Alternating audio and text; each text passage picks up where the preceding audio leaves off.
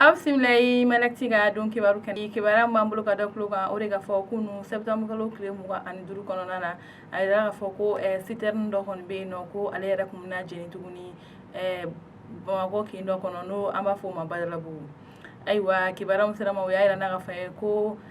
tuma min na ɲɛgɛn kanɲɛ 16 wagati ko ni citerne tɔgɔya in kɔni kun bɛ sira kan tuma min na ni tasuma kɔni mɛnɛna la wagati la o kɔni bɛ na ni cɛ dɔ kɔni ye ni ale yɛrɛ bɛ baara kɛ sapeur pompier la ni olu ye maa minnu bɛ dɛmɛ don maaw kɔrɔ kasaraw wagati la ale yɛrɛ kɔni kun tɛmɛtɔ don tuma min na ale yɛrɛ kun tɛmɛtɔ don ale kɔni taara station dɔ kɔni kun bɛ nin yɔrɔ kofɔlen na ale taara yen nɔ ka taa arikɔri ta ni jiw walasa ka se ka ani minɛn minnu bɛ kɛ ka tasuma faga walasa ka nin kamiyɔnba in kɔni tasuma faga. Ayiwa an b'a yirala ka fɔ ko o baara in kɔni senfɛ sa tiɲɛni kɔni ma kɛ ni kamiyɔn jeni in na wa ni cɛ tɔgɔya in kɔni ale kɔni sera ka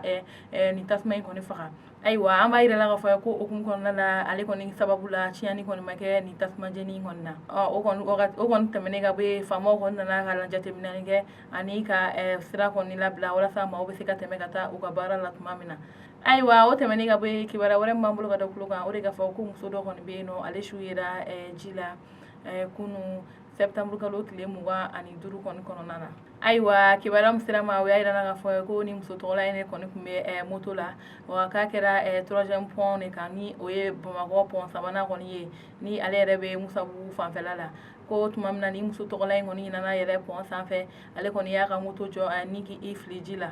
tuma min na kɔni n'a y'a fili ji la maaw kɔni sɔrɔla ka dɛmɛ don a ye walasa u bɛ se ka labɔ ji la tuma min na ani tuma min na ci fana kɔni fɔra sapeur pompier maaw ye olu fana kɔni nana kosɛbɛ nka u kɔni sera ka muso in kɔni su de sama ka bɔ ji la wa an bɛ yɔrɔ min na ko bi a yirala ka fɔ mɔgɔ si kɔni t'a dɔn kun jumɛn de la ni muso tɔgɔya in kɔni ye nin waleya ninnu kɛ nka sɛgɛsɛgɛliw kɔni bɛ sen na ka dɔn min de kɔni ye ni muso in kɔni bila nin waleya in kɔni na. Ayiwa o tɛmɛnen ka bɔ kibaruya wɛrɛ min b'an bolo ka da kulo kan o de ka fɔ 14e arrondissement maaw ni ale yɛrɛ ye polisiso dɔ ye olu kɔni ye bolokari zone 3 kɔni kan. Ayiwa kibaruya min dara kulo kan o y'a yira ka fɔ ko nin baara ninnu kɔni bɛ daminɛ kabini septembre kalo tile 12 kɔnɔna na a ye min yɛrɛ ye ka fɔ 14e arrondissement maaw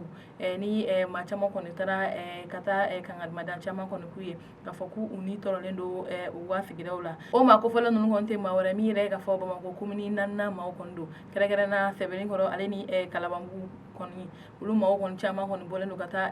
kangalimada ni finitigi ninnu ye ko u n'u tɔrɔlen don u ka sigida la. Ayiwa o hukumu de kɔnɔna la min yɛrɛ ye ka fɔ 14e arrondissement maaw ni olu kɔni ye wulila ka sɛgɛsɛgɛliw kɛ sen na walasa ka fura sɔrɔ ni waleya ninnu na an b'a yirala ka fɔ o hukumu kɔnɔna la u kɔni ye bolokari maa 3 kɔni na o y'a yira ka fɔ ko o maa 3 ninnu filɛ nin u nɔ kɔni bɛ fɛn caman kɔni na nin yɔrɔ kɔfɔlen na kɛrɛnkɛrɛnnenya la Sɛbɛnnikɔrɔ ale yɛrɛ ni Kalabanbugu tuma min na ni maa kofɔlen ninnu kɔni ye sɛgɛsɛgɛli kɛ u kɔni y'a yira ka fɔ ko min yɛrɛ ka fɔ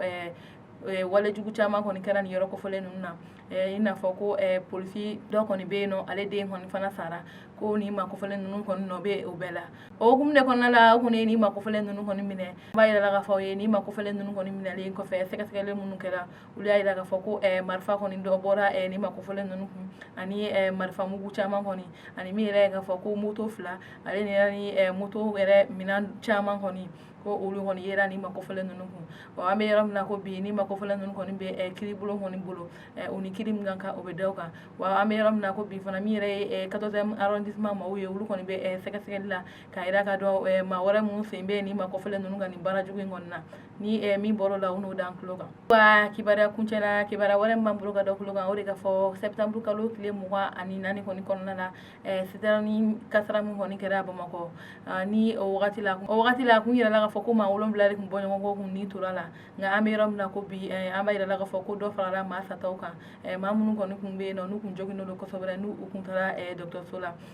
kibaruya minnu sera ma o y'a yirala ka fɔ min yɛrɛ ye Gabriel Ture ye ɲɛmɔgɔ ye ale kɔni bɔra ka ɲɛfɔli kɛ ka fɔ ko ni banabagatɔ ninnu kɔni caman kɔni kun bɛ yen nɔ u kun degunnen don kosɛbɛ wa an bɛ yɔrɔ min na ko bi ko maa 15 bɔ ɲɔgɔn kɔni ni tora ni kasara in kɔni na wa min yɛrɛ ye maa tɔw ninnu ye ko caman kɔni bɛ yen nɔ fana olu fana kɔni degunnen don kosɛbɛ. Ayiwa o tɛmɛnen ka bɔ yen min yɛrɛ ye au conseil ɲɛmaa ye ni ale ye Usumani Madani Sherif Ayidara ye ale kɔni bɔra ka taa ni banabagatɔ ninnu kɔni lajɛ dɔgɔtɔrɔso la tuma min na kɔni sera yen yɔrɔ kofɔlen na ale kɔni ye miliyɔn 1 kɔni bɔ ɲɔgɔn kɔ di silamɛw bɛɛ lajɛlen tɔgɔya la ko ka di ni banabagatɔ ninnu ma walasa u bɛ se ka dɛmɛ dɔw ye cogoya min na. Ayiwa an balimaw ni ne kun ye kibaruya ye ka da aw tulo kan aw ni ce aw ka kulomajɔ la.